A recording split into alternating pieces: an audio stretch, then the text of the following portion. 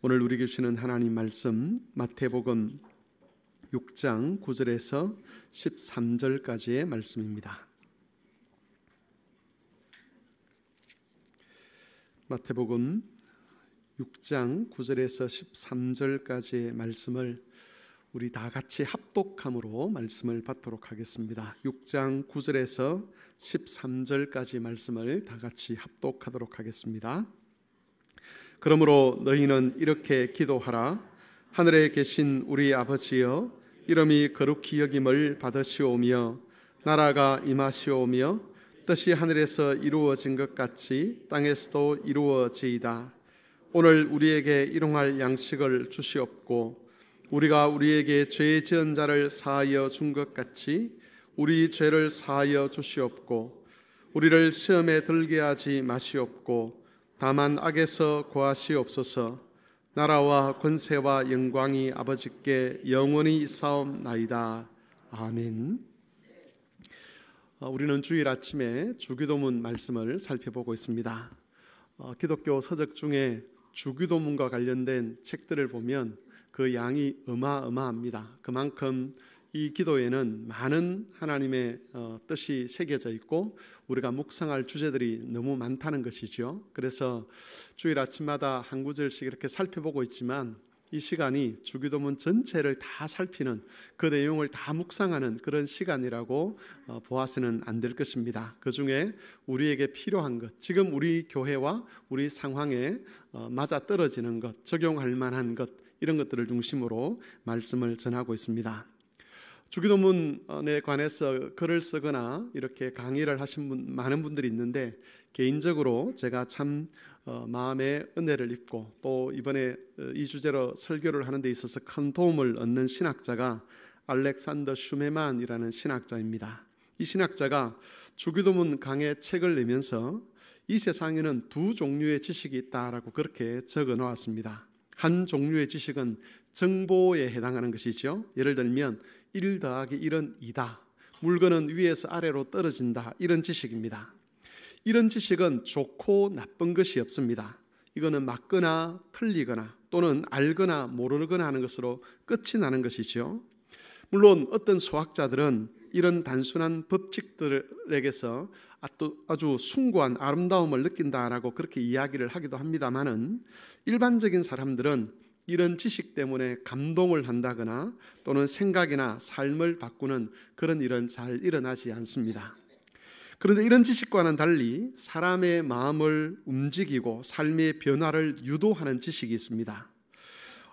지극히 아름다운 어떤 것을 마음에 깨달았을 때, 또 도덕적으로 어떤 숭고한 것, 또 어떤 성스러운 것을 깨닫게 되면 사람은 거기에 매료가 됩니다. 거기에 빠져들죠. 그리고 그것에 빠져들면 마음도 변하고 생활 방식도 변하게 됩니다. 우리가 하나님을 아버지로 안다고 할 때 이것은 두 번째 유형에 속하는 지식입니다.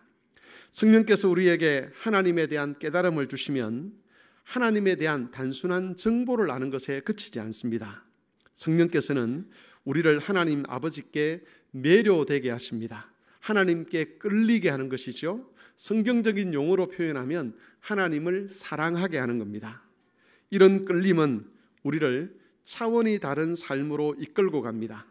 가장 먼저 나타나는 현상은 고민하고 신경 쓰는 내용이 달라진다는 겁니다. 사람들마다 자기 사정에 따라서 신경 쓰는 부분들이 있습니다. 여기에 이제 우리 청소년들, 중학생, 고등학생들도 있는데 중학생, 고등학생들 이 청소년 시기에 고민하는 내용들은 주로 외모들, 어떤 옷을 입을 것이냐, 이 학생들 같은 경우에는 교복 치마에 단을 몇 단을 올릴 것이냐, 이런 것들을 통해서 자기를 어떻게 과시할 것이냐, 이런 고민들을 하는 거죠. 또 친구에 대한 고민들, 성적에 대한 고민들, 이건 일반적으로 다 하는 고민들입니다. 자녀를 둔 부모님들은 자녀들의 교육과 미래에 대해서 당연한 걱정을 합니다. 건강에 대한 걱정들, 또 살아가면서 필요한 재정에 대한 걱정들, 이 땅에서 살아가는 사람들이라면 자기의 상황과 처지에 맞게끔 이런 고민들과 걱정들을 하는 것이고 그건 지극히 당연한 것입니다. 그런데 성령께서 우리에게 하나님 아버지에 대한 지식을 주시면 그 당연한 것들이 당연하지 않는 것으로 변하게 됩니다. 고민하고 생각하는 내용이 달라지게 되고 차원도 달라지는 것이죠. 이전에는 이것만 해결되면 내 삶이 행복할 수 있을 것이다 라고 생각했던 그런 것들이 있었는데, 이제는 그 이상의 다른 것들에 대해서 추구하게 되고 다른 것을 생각하게 되는 겁니다. 이전에는 절대적인 것이다, 이것은 반드시 있어야 된다라고 생각했던 것이 하나님을 알고 나면 이제는 그건 좀 없어도 되겠다, 그게 있으면 좋겠지만 반드시 있어야 될 건 아니겠다라고 절대적인 것을 상대화시키는 그런 일들이 일어납니다. 자유롭게 되는 것이죠. 여러분 중에서 주변 사람들로부터 사람이 달라졌다는 그런 평가를 받는 분이 계신지 모르겠습니다. 여러분, 이 말은 이전에는 저 사람이 고민하고 저 사람이 생각하고 저 사람이 추구하던 게 나하고 똑같았는데 뭔가 때문에 저 사람의 생각하는 것도 바뀌었고 고민하는 것도 바뀌었고 추구하는 것도 달라졌을 때 우리는 사람이 달라졌다, 그런 표현을 씁니다. 성령께서 우리에게 하나님을 아버지로 아는 지식을 주시면 바로 이런 변화가 생기는 겁니다.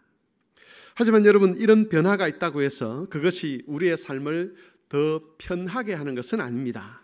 오히려 겉으로 보았을 때에 삶이 더 힘들어지는 그런 경우들도 종종 있죠.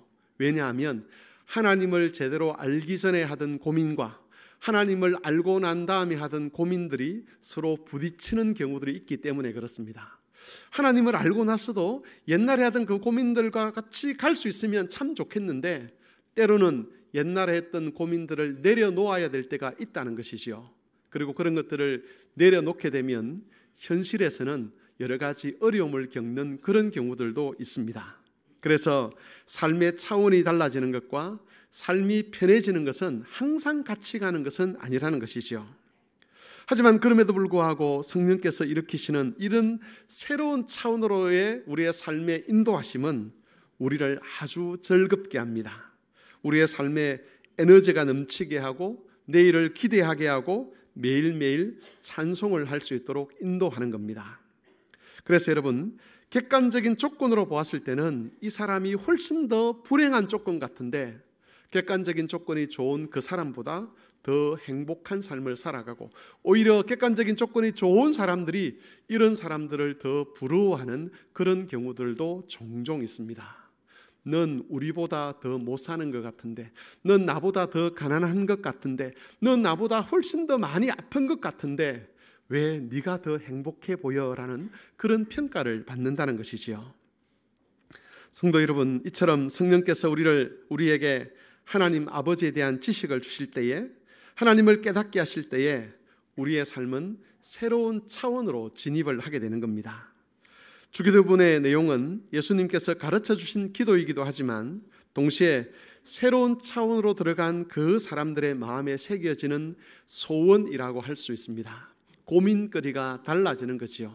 이전에는 무엇을 먹을 것이냐, 무엇을 마실 것이냐, 어떻게 더 잘 살 것이냐, 어떻게 하면 더 명예롭게 될 것이냐, 이런 고민들, 어떻게 하면 더 건강하게 될 것이냐, 어떻게 하면 더 많은 돈을 벌 것이냐, 이런 고민들만 하던 그런 심령 속에 하나님을 위해서 어떻게 살 것인가, 무엇을 위해서 살아갈 것인가, 이런 고민을 하는 것이고 그 고민의 구체적인 내용들이 주기도문 속에 포함되어 있는 것입니다.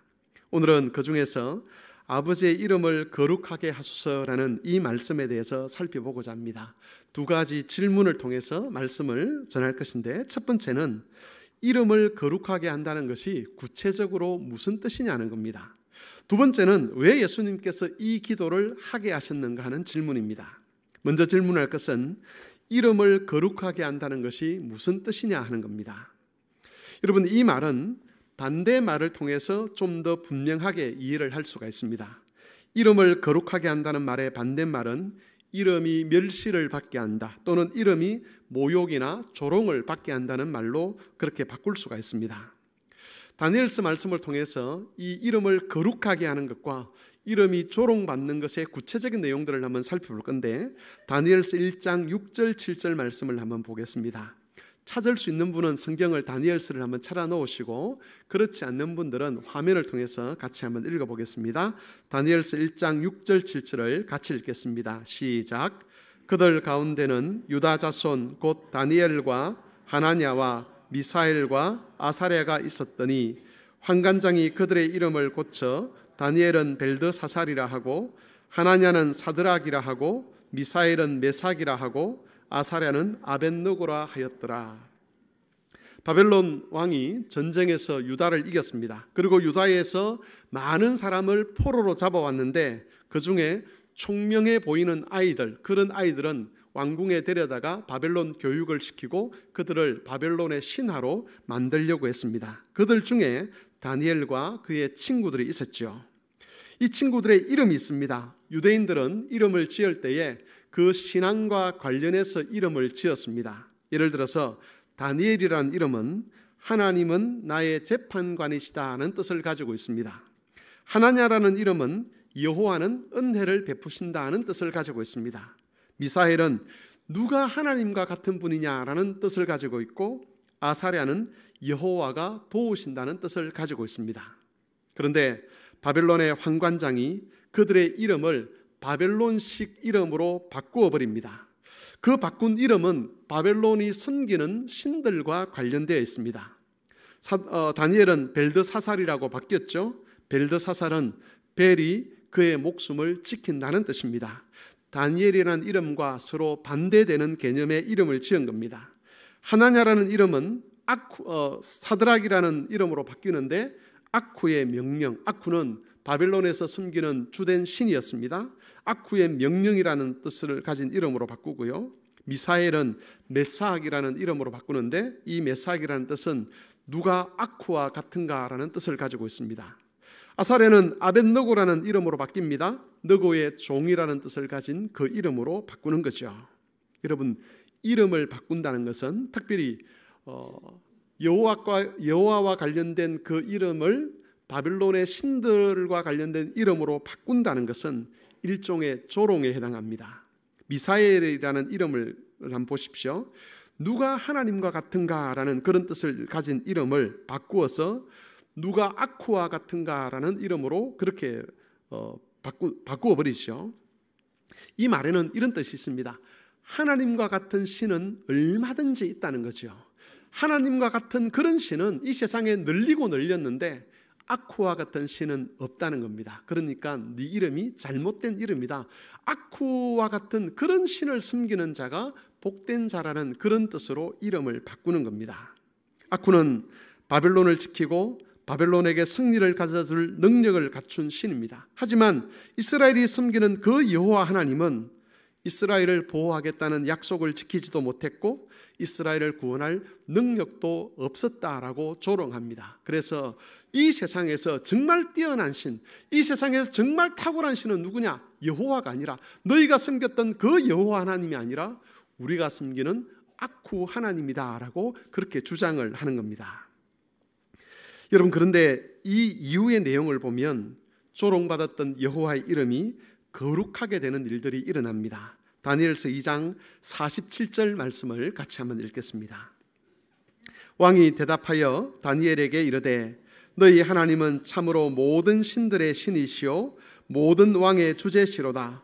네가 능히 이 은밀한 것을 나타내었으니 내 하나님은 또 은밀한 것을 나타내시는 이시로다. 여러분, 이 말은 다니엘이 왕의 꿈을 해석하고 난 다음에 바벨론의 왕이 했던 말입니다. 바벨론의 신을 섬기는 사람들은 왕의 꿈이 무엇인지 알아차리지도 못했고 왕의 꿈을 해석하지도 못했습니다. 하지만 여호와 하나님께서 다니엘에게 지혜를 주셔서 왕의 꿈을 알게 하고 그 꿈의 의미를 해석하게 하심으로써 하나님을 알지 못하는 왕의 입을 통해서 하나님이 진짜 신이다라고 그렇게 고백을 하도록 하신 겁니다. 바로 이것이 하나님의 이름이 거룩해진다는 말의 구체적인 의미입니다. 이 현상은 다니엘서 3장에서도 반복이 되는데 3장 28절 29절 말씀 같이 읽어보겠습니다. 시작. 느부갓네살이 말하여 이르되 사드락과 메삭과 아벳느고의 하나님을 찬송할지로다. 그가 그의 천사를 보내사 자기를 의뢰하고 그들의 몸을 바쳐 왕의 명령을 거역하고 그 하나님 밖에는 다른 신을 섬기지 아니하며 그에게 절하지 아니한 종들을 구원하셨도다. 그러므로 내가 이제 조서를 내리노니 각 백성과 각 나라와 각 언어를 말하는 자가 모두 사드락과 메삭과 아벳느고의 하나님께 경솔히 말하거든 그 몸을 쪼개고 그 집을 거름더미로 삼을지니 이는 이같이 사람을 구원할 다른 신이 없음이니라 하더라. 이 말은 하나냐와 미사엘과 아사랴가 풀무불에서 건짐을 받은 후에 느부갓네살 왕이 했던 말입니다. 느부갓네살 왕은 금신상을 만들고 모든 백신하와 백성들을 향해서 그 금신상에게 절하도록 명령을 했습니다. 만일 그 명령을 어기면 풀무불에 던져 넣겠다는 위협을 했습니다. 이것은 왕권을 강화하고 제국의 통치를 원활하게 하기 위한 조치였습니다. 풀무불이라고 하는 것은 아주 우리가 도자기를 구울 때 사용하는 그 불을 말하죠. 일반적으로 느낄 수 있는 그런 강도보다 훨씬 더 센 강도의 불입니다. 거기에 던져 넣겠다는 위협을 했습니다. 하지만 하나냐와 미사엘과 아사랴는 그 신상에게 절하기를 거절했습니다. 왕을 무시하거나 반역을 꾀할 의도는 전혀 없었음에도 불구하고 신상에 절하는 것은 하나님께서 금하신 것이기 때문에 목숨 걸고 왕의 명령을 거부한 겁니다. 이것을 알았던 왕은 처음에는 이 세 사람을 설득하려고 했습니다. 왕이 아끼는 신하였기 때문에 어찌하든지 설득을 해서 이 사람들을 살리고자 했던 것이죠. 하지만 계속 세 사람이 거부한 것 때문에 왕이 나중에는 분노를 하고 7배나 더 강한 풀무불을 만들어서 거기에 던져 넣어버렸습니다. 하지만 그 맹렬한 풀무불 속에서 하나님께서 이 세 사람을 보호하셨습니다. 우리가 읽었던 28절, 29절은 하나님께서 그 세 사람을 구원하셨다는 것을 알고 난 다음에 느부갓네살 왕이 했던 말이죠. 느부갓네살 왕의 말의 핵심은 하나님과 같은 신이 없다는 겁니다. 그 신하였던 환관장이 그 이름을 여호와와 같은 분, 하나님과 같은 분이 누구냐라는 그 이름을 바꾸어서 아쿠와 같은 신이 없다라고 그렇게 이름을 바꾸었지만 실상 드러난 현실을 보니까 하나님 같은, 여호와 같은 그런 신이 없다는 겁니다. 자기가 알고 있는 신들 중에서 여호와 하나님 같이 신실하고 능력 있는 그런 신은 없다는 겁니다.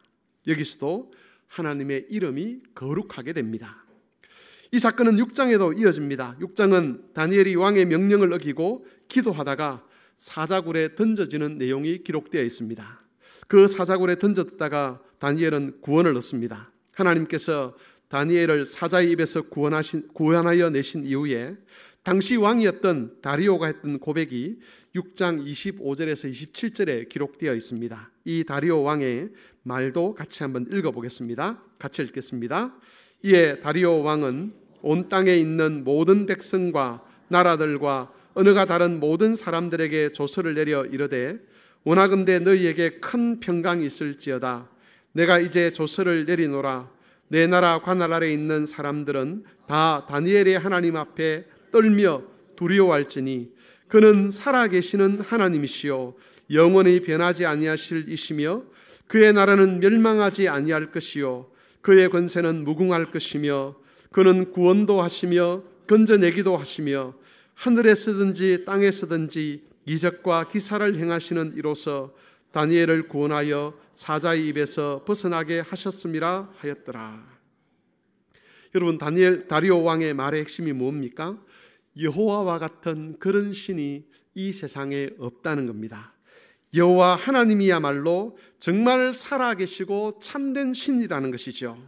이처럼 하나님께서 참 신이시며 자기 백성을 구원하시고 신실하시고 전능하신 하나님으로 드러나고 인정받는 것, 그것을 가리켜서 구약에서는 하나님의 이름이 거룩하게 되는 것이라고 그렇게 증거하고 있습니다. 이스라엘 백성들이 바벨론의 포로로 끌려간 것은 그들의 죄악 때문이었습니다. 하나님을 사랑하지 않았고 그의 계명을 지키지 않았고 이방인들처럼 하나님 없이 살아가는 것을 선택했기 때문에 하나님께서 그들을 징계하셨습니다. 하나님은 이방인들이 이스라엘을 침략하는 것을 허락하셨습니다. 이스라엘이 전쟁에서 패배하도록 내버려 두셨습니다. 하나님의 이름으로 일컬어지는 그 성전이 이방 군사들에 의해서 짓밟히는 그때에도 하나님은 가만히 계셨습니다. 그래서 전쟁이 일어나는 동안에, 그리고 이스라엘 백성들이 바벨론 포로로 끌려가는 동안에 그 모든 사건들은 마치 하나님이 없는 것처럼 그렇게 이야기를 했습니다. 마치 하나님이 바벨론의 신들보다 더 무능한 것처럼, 마치 하나님께서 이스라엘을 지키고 보호할 능력이 없는 것처럼 보였다는 것이죠. 그래서 바벨론 사람들이 이스라엘 사람들을 조롱하면서 이스라엘이 섬기던 하나님도 조롱한 것입니다. 너희가 경전을 가지고 율법을 가지고 하나님이 살아계시다고, 하나님이 참으로 위대한 신이라고 그렇게 주장을 하지만 지금 너희의 신이 어디 있느냐, 지금 너희를 보호하겠다는 그 신이 너희를 어떻게 지켰느냐라고 그렇게 조롱하는 겁니다. 하나님의 신성을 조롱했고, 하나님의 약속을 조롱했고, 하나님의 존재와 하나님의 성품을 조롱했습니다. 이스라엘을 향해서 정말 너희가 섬기는 그 여호와가 참 하나님이시라면 그 하나님을 지금 불러내어 보라라고 조롱한 것입니다.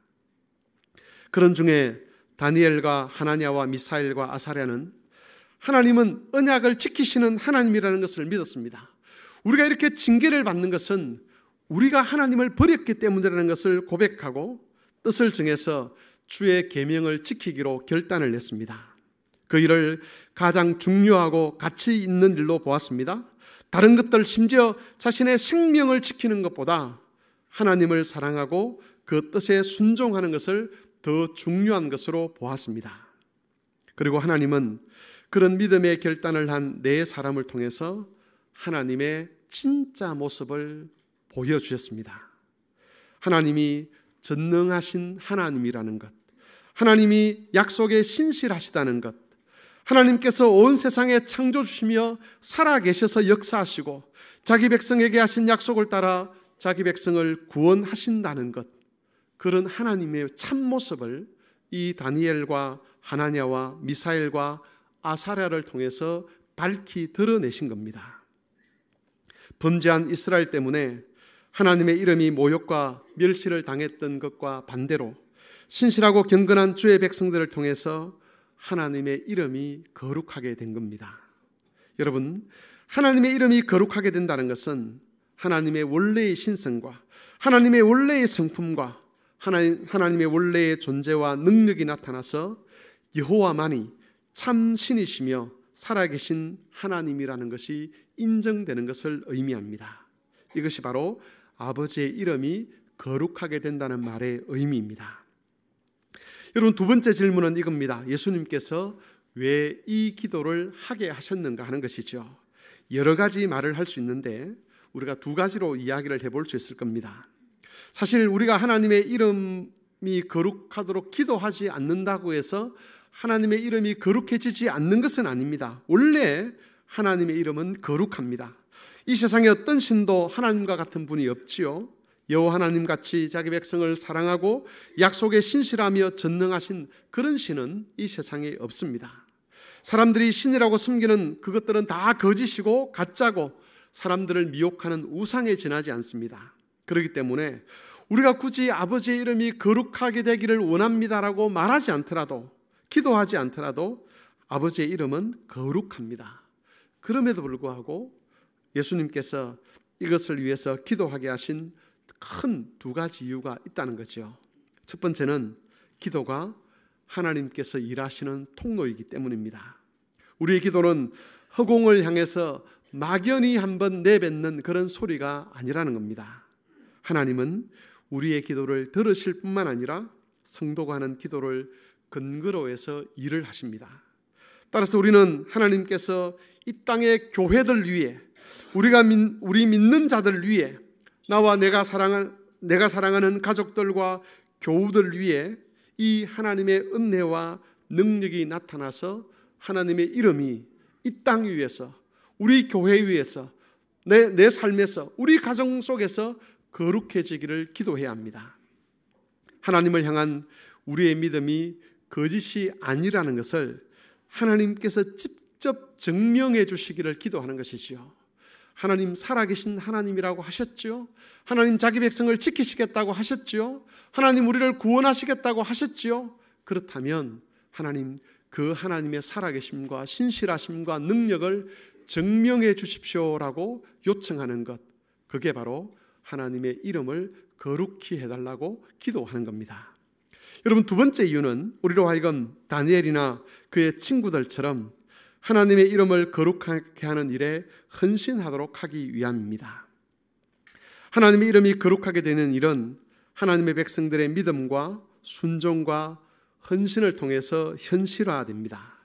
원래부터 이름이 거룩한 분이셨는데 경건한 성도들을 통해서 그것이 이 세상에 증명이 되는 겁니다.